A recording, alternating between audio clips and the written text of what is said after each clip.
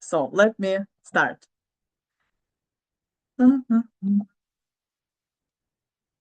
Okay. So yeah, the idea is that today we will cover how to get to the first clients.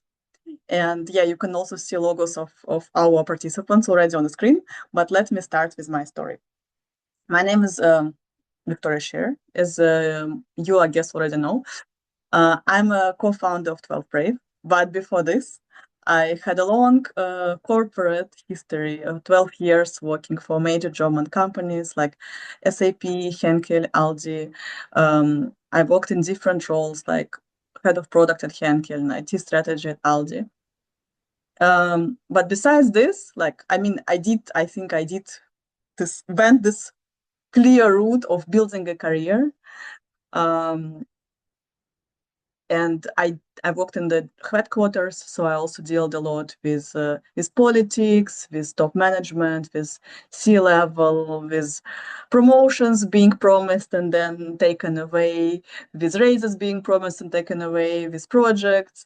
I outlived 3 restructuring when 25% of company was fired. So really, so much happened in these 12 years. But corporate identity and corporate path is not the only path I had. I'm an immigrant. I originally come from Russia and I moved to Germany at 23. So everything I told you, I built in a new country from scratch. In the beginning, I didn't even speak German, and yeah, so I had to really start from zero. And I did think that corporate is the only and the best way to go, especially in Germany, because Germany is so famous for industry.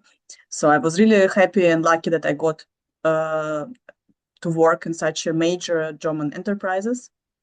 But already after 6 years, I started feeling very limited. I started feeling that doesn't matter which role I had, because like, for example, at Henkel, I was already head of product. I was managing a scale team. I was building €1 million product for marketing automation. So I think in terms of product, it was not very high, not a lot of opportunities to get even higher at Henkel.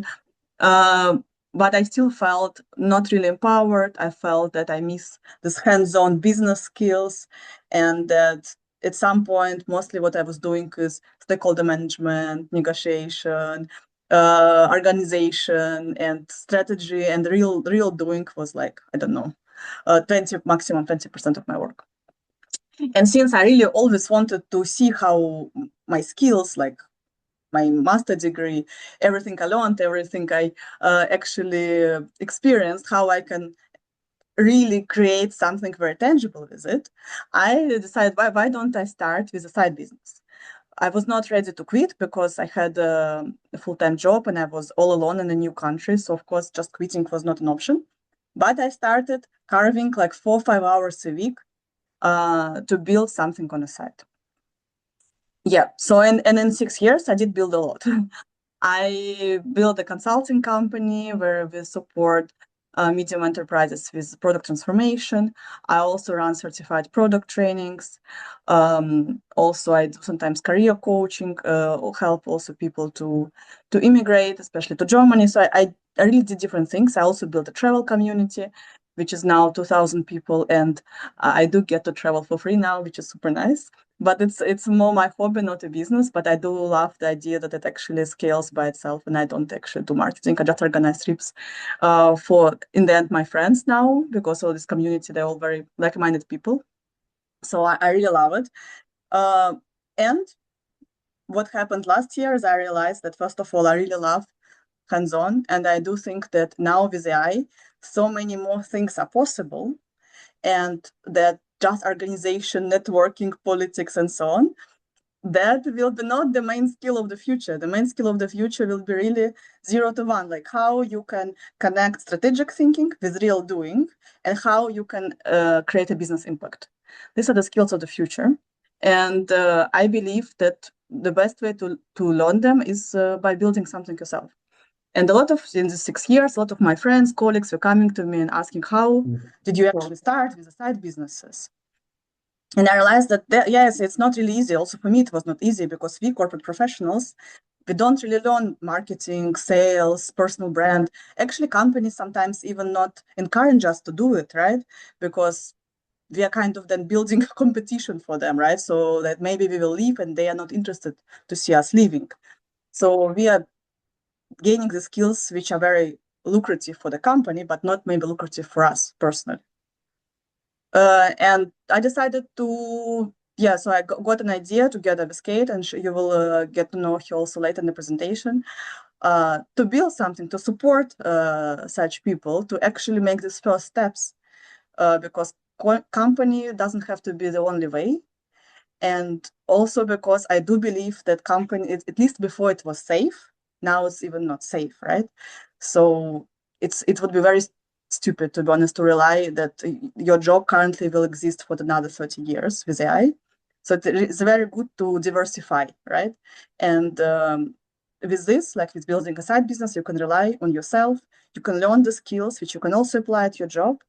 But in case something happens, you also will have another income stream which you can scale based on your skills. So I do think it's a very lucrative concept, and I truly believe in this, and this is why we built Brave. But besides the fact that how we feel and this is what we observe, there are actually real statistics regarding this. First of all, currently, since 2020, the 56% of solopreneurs are very newly registered. So we really see that what's happening right now in the market, more and more people, they start building the businesses themselves. So it's not about $1 million startups or unicorns. It's really about going out there and building a business by yourself. We also see that 42% of white-collar workers in UK and EU already have a side business. So it means every third person you know might already started something, or maybe you're maybe not. So maybe not in your circle, but then in the other circle, that everyone who already started something, right? So there is really now the time to start, and AI makes it very easy to do this. But easy means good on one hand, because definitely you can now automate so many things, and you don't need to hire a marketing consultant. You don't need to hire an agency. You don't need to hire a development team for the prototype. You don't need to do a lot of things, but others the same. Meaning that it becomes super competitive environment. And it means that now we have still kind of first move advantage to get your idea out there and to get your distribution network and to already test and gain the skills and understand how it works and get known in your industry, because it really will become more and more crowded. And also the good part about it is that you don't have to quit. And as we see by statistics, that 80% of all these white-collar workers, they do build on the side. And this is also what we are advocating for. So we are running 12 Brave already for 9 months, practically a year. We have more than 100 alumni already, and 40 who went through the full-time program. And I think by now I talked to around 1,000 people. And I do, so by aggregating all of those talks, there are 3 main reasons why people didn't start with side business now. I mean, obviously, all of you now, you're here, so it means this idea crossed your mind, but you haven't started yet. So actually, I'm curious if you put in the chat also the reason why. So I see 3 main reasons. 1, you think you have no business idea. 2, you believe you have no time or now it's not the right time to start. 3, you don't really know how to do it. So feel free to just drop a number in the chat. I'm very curious to see. 3.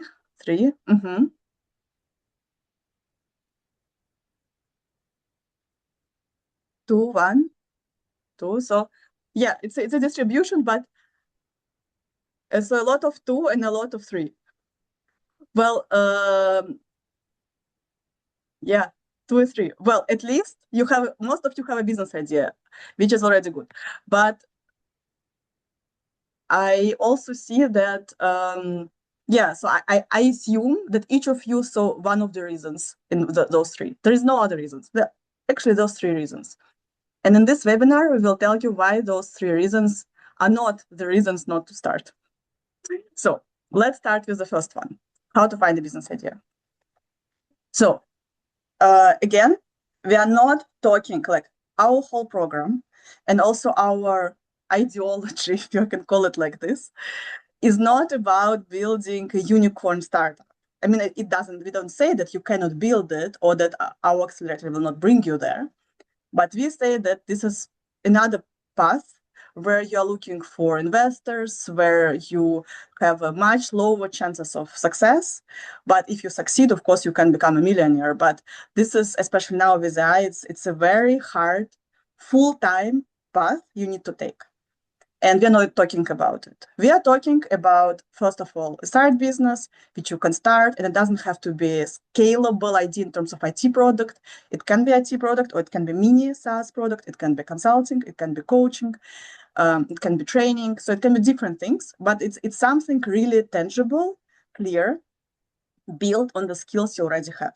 And since I invited you personally also to this webinar, I checked all of your LinkedIn profiles. You are all already super senior professionals, right? So you did build a lot of skills. So as I told you, like my example is I even built a travel community while I'm actually a product manager. How did I build it? I found a niche. So actually this travel community is for alumni of my university. So I found the niche, and a lot of them immigrated to Europe, and then they just wanted to connect. So I found this problem, I found this niche, very clear target audience, and I offered them something which they didn't have. And as I said, now it's just growing. I have now more than 2,000 people, and I really don't, I mean, I only organize trips now, right? So it's really built on my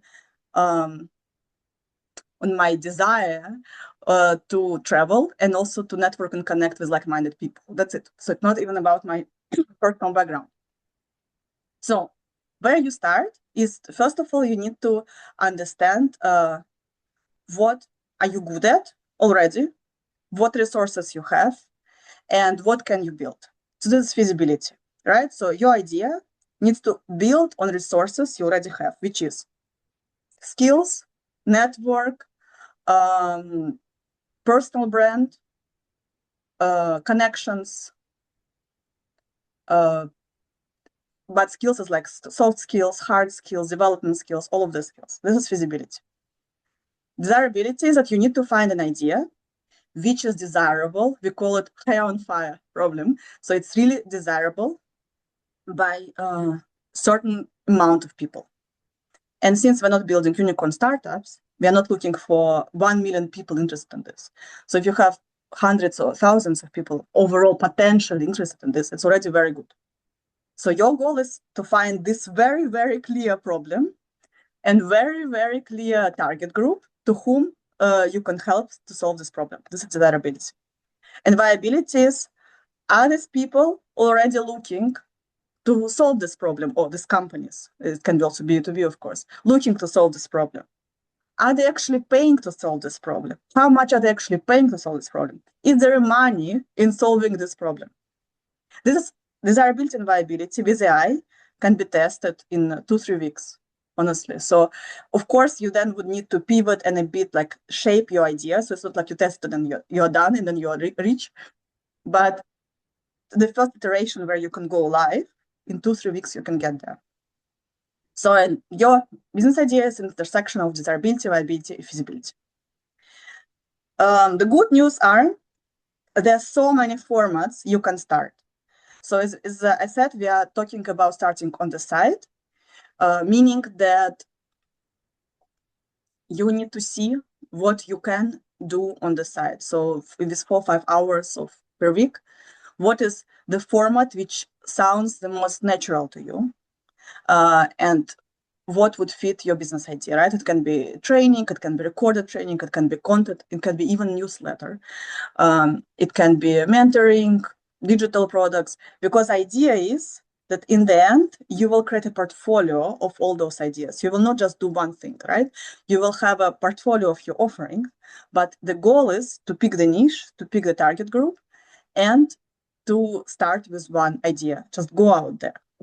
But of course, picking the right one is important. So I know some of you said you don't have an idea, and I don't believe it's true. So I built a small AI assessment together with a leadership coach. So it is based on actual like coaching questions. You can scan a QR code to get it, and if you pass it, it's free and it's no registration. It will give you a list of potential ideas you can start.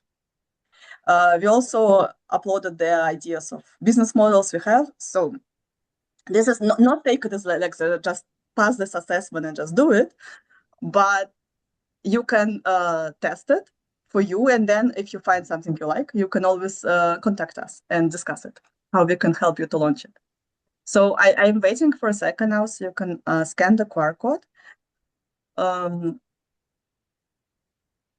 Yeah, so let me go next, but you will also receive the presentation. So the conclusion of what I was saying is that it's not about finding 1 million euro idea, right? So it's not about now overthinking till death. What is this idea which will make me rich? Your goal should be to believe that you want to do this and dedicate time and find the right skills and structure to actually start and launch your first idea and go from there. And the super realistic goal, the goal which I achieved from the first year, is to get 20-30,000%. In my case, it was also 1,000, but also percent income increase at the start, right? And I would estimate that this percent is actually higher than any salary increase you could get this year. So imagine if instead of fighting to death to get 3, 4, 5% increase salary if possible, you will dedicate 4 hours a week to building something which you can build upon in the future, which you can scale, and will still give you already now 20-30% of your salary increase. So just some case studies of our students for inspiration. For example, Fernanda, he is a senior manager in PwC. Sorry. And he's really good in communication leadership. He's also a team lead. And he saw that he's actually really good in persuading people in negotiation.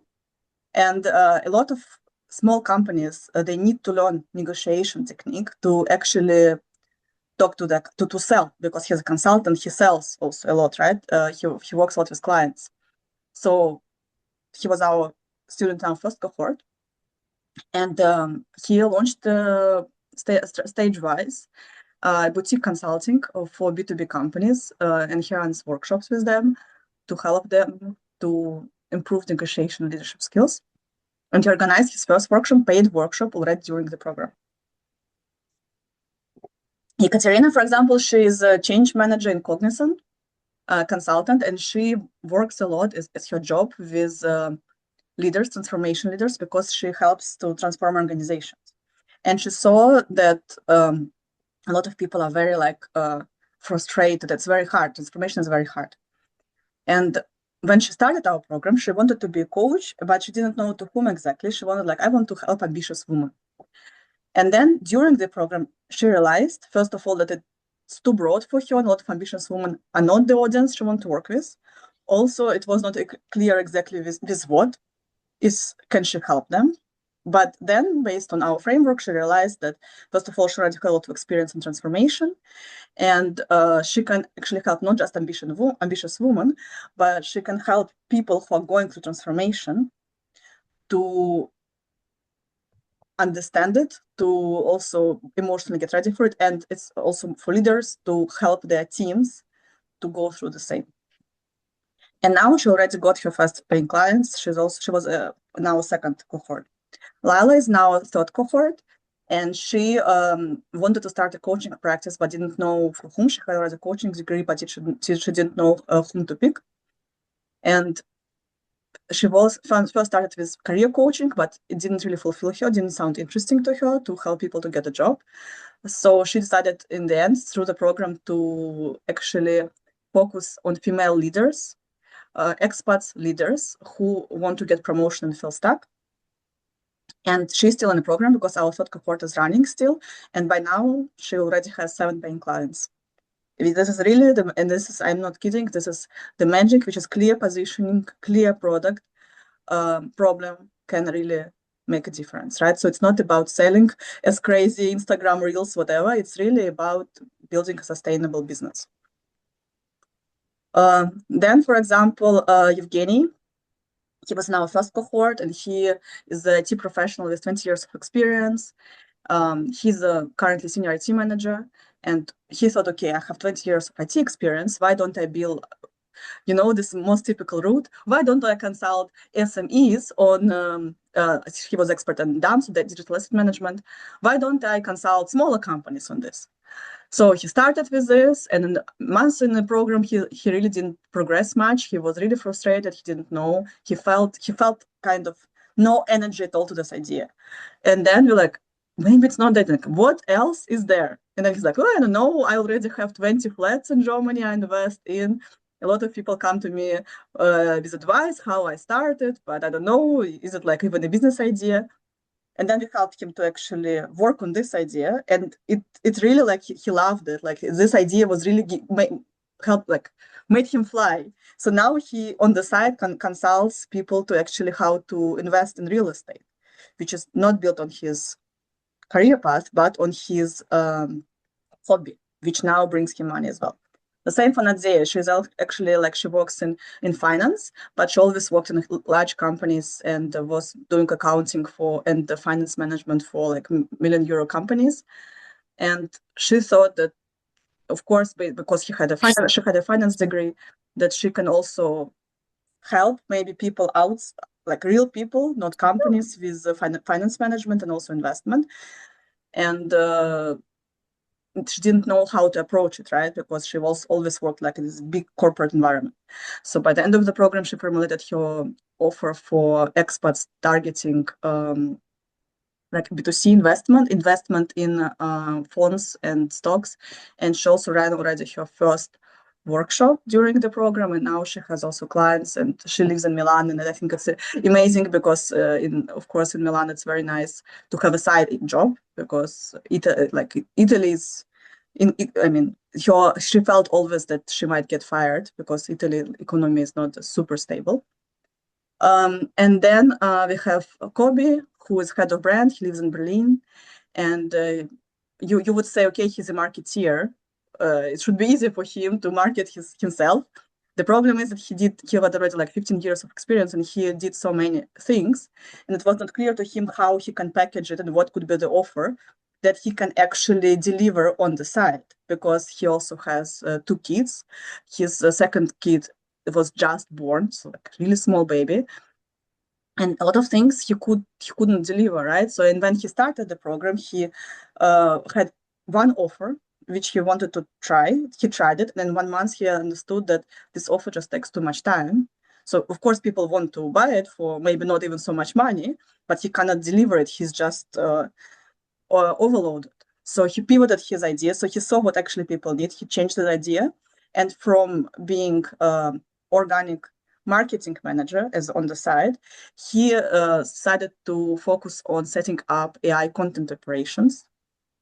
And from already, and when he was very clear that this is what he wanted to do, that what he can deliver and what people need, he got already during the program his first 2 clients, not any clients, but head of VC from Palo Alto and also a marketing agency. So 2 B2B clients before even he finished the program, when he really tested and understand what is the product he serves, and also learned how to approach clients.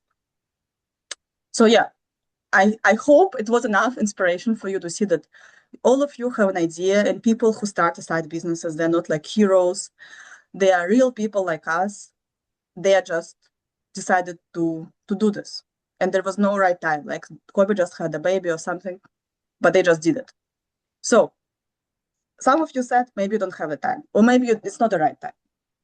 Like, of course, if you start by yourself, it might take longer because you would need to research a lot and you would need to do a lot of things which maybe will not give results because you never have, went this path. But of course, if you get like a roadmap or a plan and someone helps you on the way, it becomes much faster. So our students usually need 4 to 5 hours a week to start building a side business and to get first clients.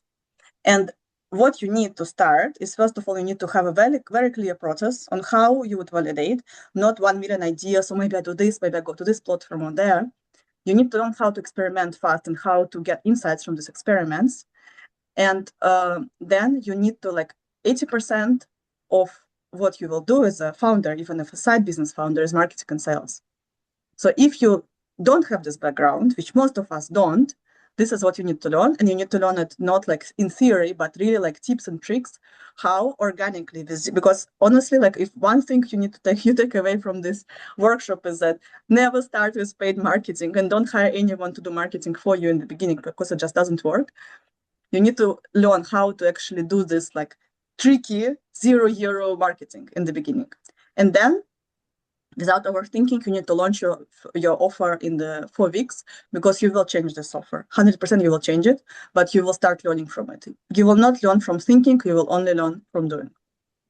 So in conclusion, I do believe that all of you have already expertise you could monetize, that you can find 4 to 5 hours a week to do this, but maybe it's not yet clear how to start. And I will now hand over to Kate, and she will show you actually in AI automation how to start and how to get your first clients.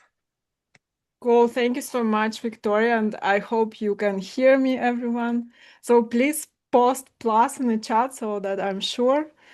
And I will share my screen meanwhile. All right. I hope you can see my screen as well.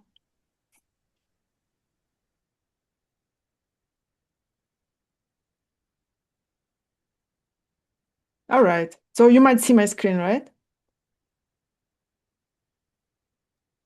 Yeah, I see your screen. Cool. Perfect. So I'm Katerina, co-founder of 12 Brave.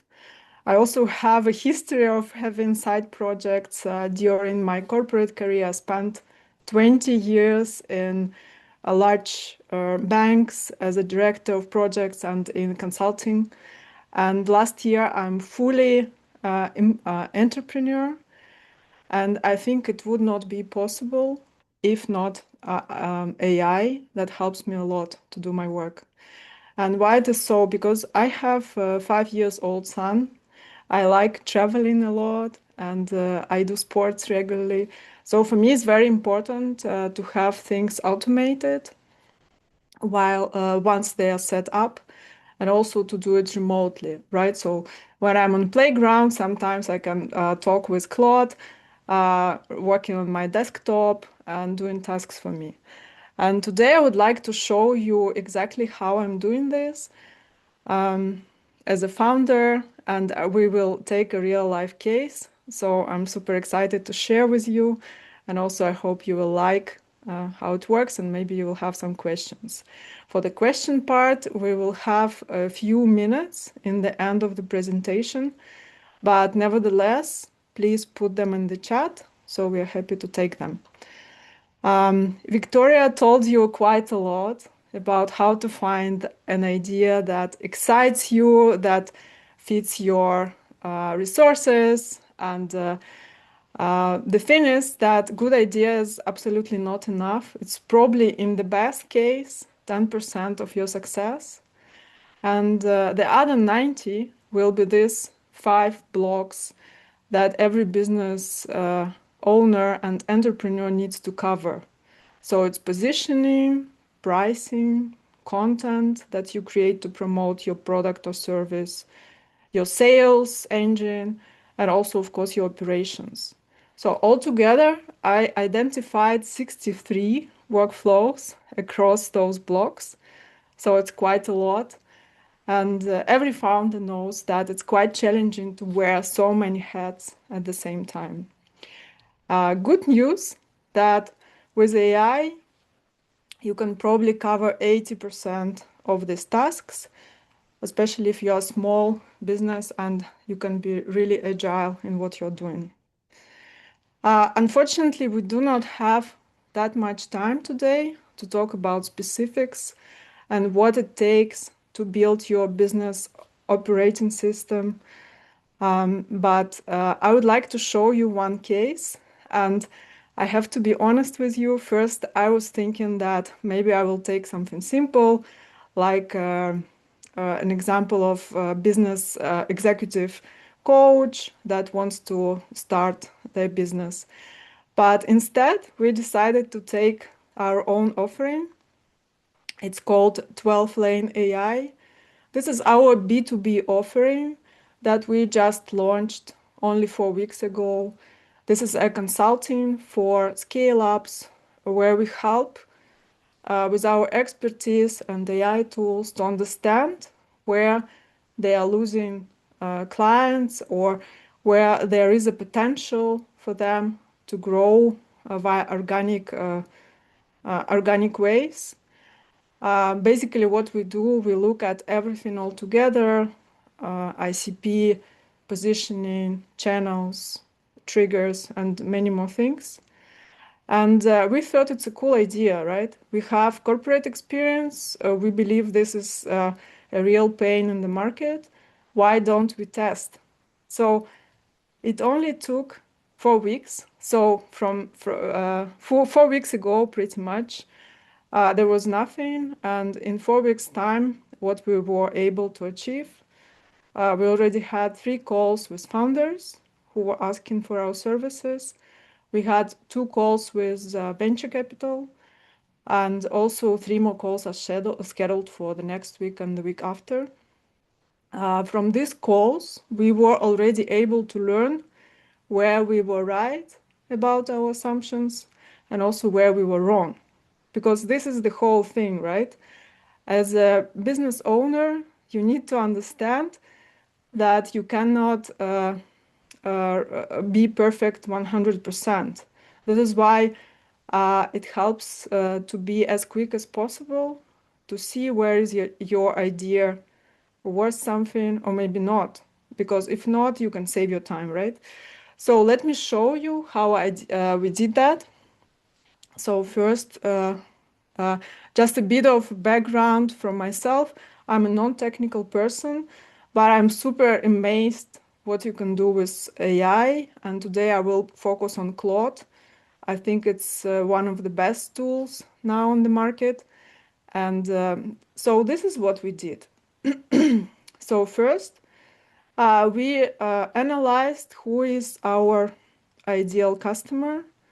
So we think it's mid-sized companies, probably fintechs, and also B2B SaaS, because now they need to really change really quick. And in Europe, and what are the potential events or triggers that can that can help us understand that those are companies with whom we need to talk right now. And for us, what we assumed, it can be either new funding raised, or maybe it's a new chief product officer came in place and he wants to change things and understand where else they can optimize. And there are a few more triggers like this. So basically what we did, we built a simple script, which is looking for this information out there on regular basis. And then Claude helps us identify which company is really worth our attention. Why do we do that? Because we are only 2 people and we have very limited capacity. So of course, if we would have 1 million salespeople, we could, follow the approach spray and pray. It would be very expensive. But in this case, we need to be very sharp with focus and very sharp with our outreach. So what script does, let me show you. So basically it does a Google search with the specific parameters, and it helps to identify companies that recently demonstrated signals that are interesting for us. It will take a bit of time.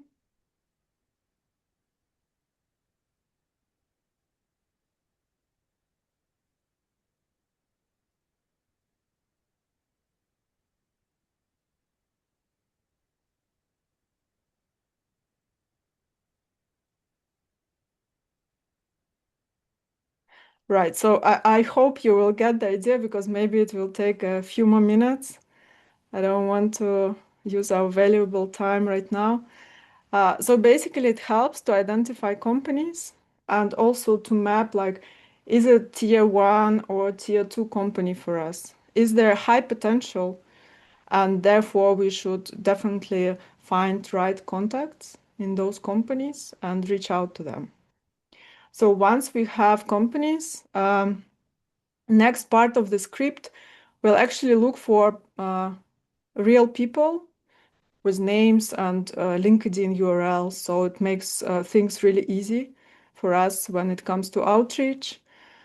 To identify them, and then we have Claude also running to understand if it's a decision maker or maybe it's someone who works with decision maker and can affect their opinion, and also give us some hints like what's happening, so that we know when we reach out to them, we already have some background, right?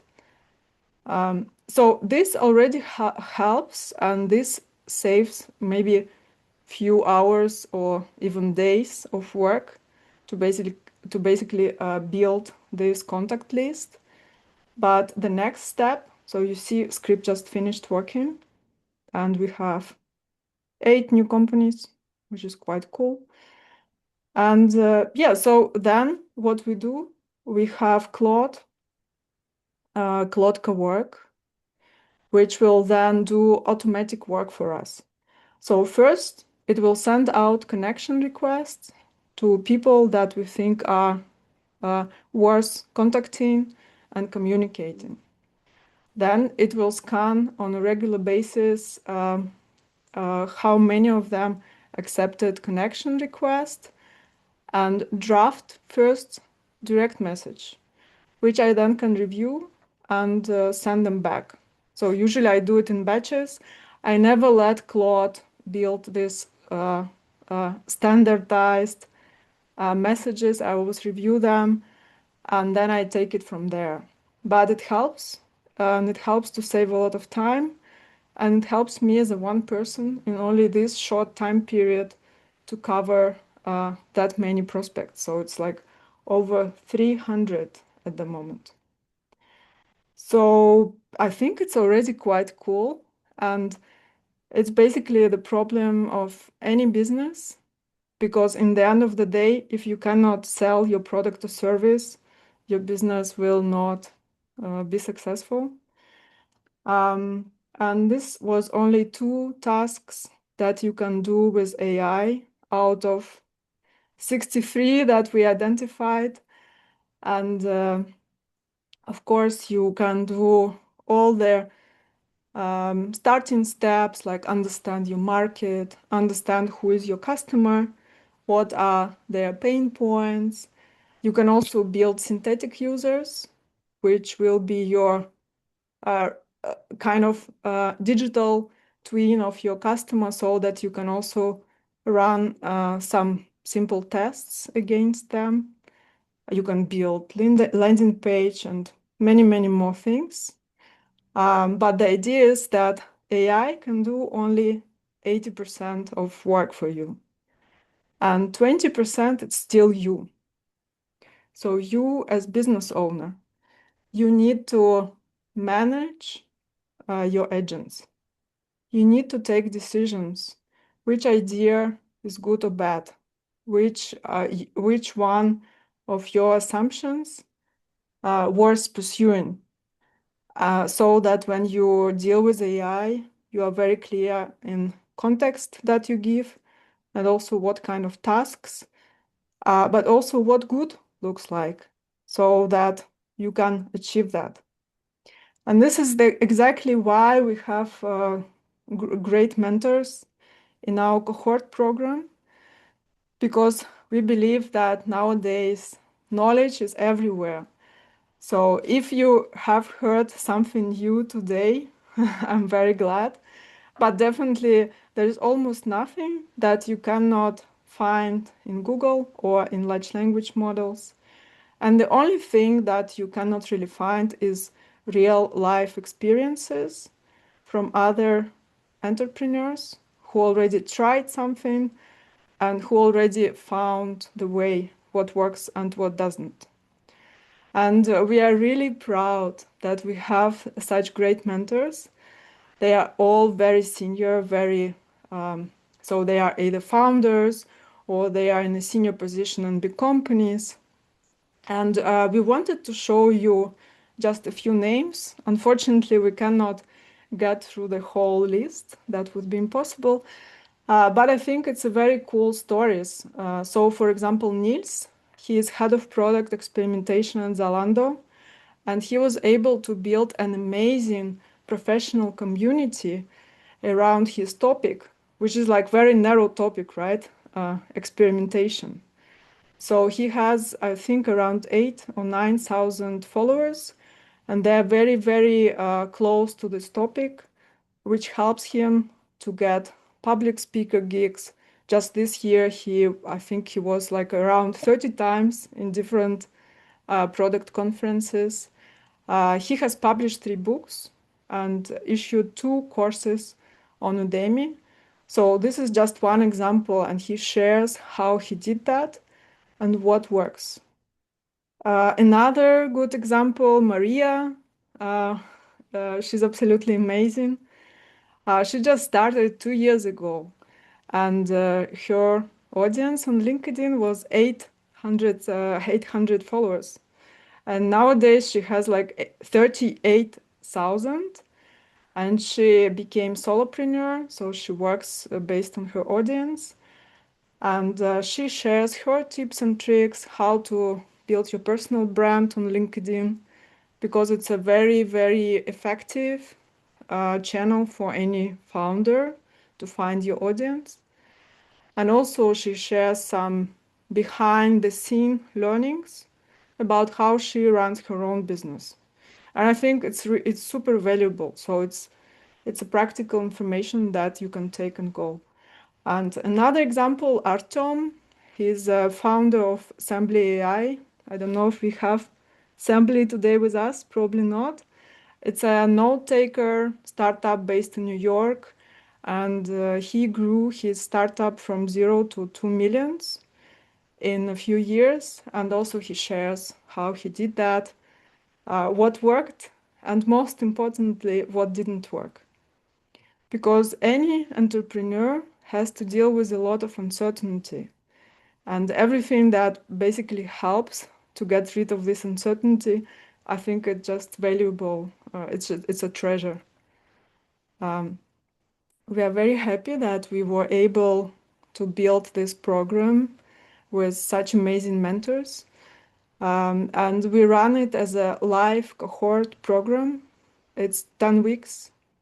Every week you take a small step, and every week you will get a progress with support of your peers. So there will be people around you doing the same and doing experiments and trying, failing, sharing what worked, and also with live feedback from mentors on what's happening. And of course, our experience and our system that works in terms of guidance. And we are very proud. We have fantastic results. More than 70% of our participants got first customers already during the program. So just imagine it's only 10 weeks, and already in second months you get your first paying customers. And the majority of them mentioned that it's a tremendous mindset shift.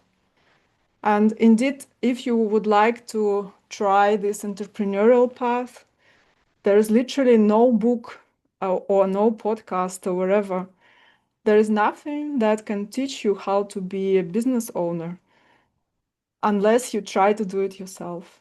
And this is probably the most effective and easiest way to do it. And it's fun. So very happy if you will decide to join us. We start our cohort on 22nd of April, and we have few tariffs. Most popular one is for people who have a strong commitment and who would like to really push their business and bring it to life. So it's accelerated tariff, and there you will have also individual review together with us to see where are the blockers. We'll give hints, what works, what doesn't work, so how to help you. And for people who already have business idea quite alone and progress, we have AI Business Launch Pack, where we basically work one-to-one with businesses and helping them set up and support the run. Saying all that, I unfortunately need to let you know that since we start already on 22nd of April, most of spots are already gone. So we have only 4 spots left. And also very important, before we take applications, we always run this diagnostic call.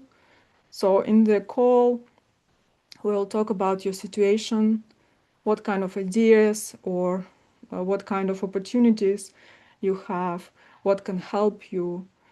So here is a QR code. I will stop it here. So please take your time to scan the code, because then we will jump to Q&A session. And anyway, if you would like to discuss your idea, if you are undecisive, we are very happy to have a call with you. I'm pretty sure we will be able to help. So, all right, I hope it was enough time. And now it's time for your questions. Thank you so much. Let me stop sharing my screen and let us look in the chat.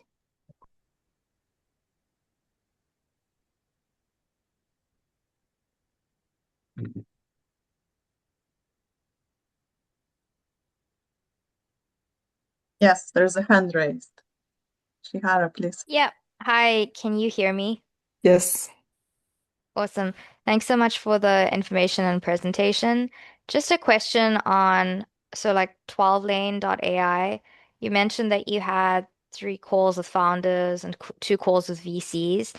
I'm interested to know, like, how many rejections did you have before you got to that? Because I think my biggest fear coming from a consulting environment as well is that I'm scared of rejection, and Oh, it's kind of yeah. like when do you give up, and do you just keep going until you get that one person that agrees to a call? So it's more around what was like the lack of success that you experienced with this before you got those calls? Actually, I think it's the first thing you learn. I'm also coming from consulting background, right? And it's first thing you learn, like every rejection is a valuable information for you, because there can be so many things wrong with your business idea, because there's so much uncertainty. And maybe it was wrong audience, maybe it was wrong message, maybe it was wrong trigger, maybe it was wrong industry. So this is like the whole thing. And the faster you get through rejections, the faster you will arrive to the point when people will actually want to talk to you and hire you. And I think this is very valuable learning also for like in any other area of your life, right? To chase for rejections, to learn from it. But in our case, actually, B2B people, like when you address, when you contact them, they rather will not answer than say something bad. Right. So you just keep persisting when there's silence. Well, silence is also a signal. So if nobody is interested, then again, it's something wrong, right? So it's time to rethink and pivot. I Got would it. also Thank you. add that it really, really helps if you did a proper check, proper validation before this. So what also our participants said, that before they were not confident about their offer, and they felt very like shy or not sure what to present, how to present, and they got lost easily or couldn't price properly. So that's why if you are confident that what you offer is really needed, then you get also much higher part of success. That's why I also say it's a journey. It's not just sales, outreach, right? So it's like the concept, how to build something people need, but then how to get noticed by the right people and maybe tweak a bit the offer. Got it. Thank you.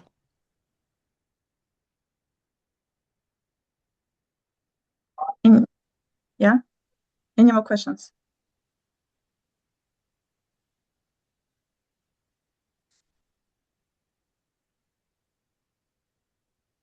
Okay. So it seems that there's no more questions. I also answered some questions in the chat. Then thank you for joining us today. Start training again in Amsterdam.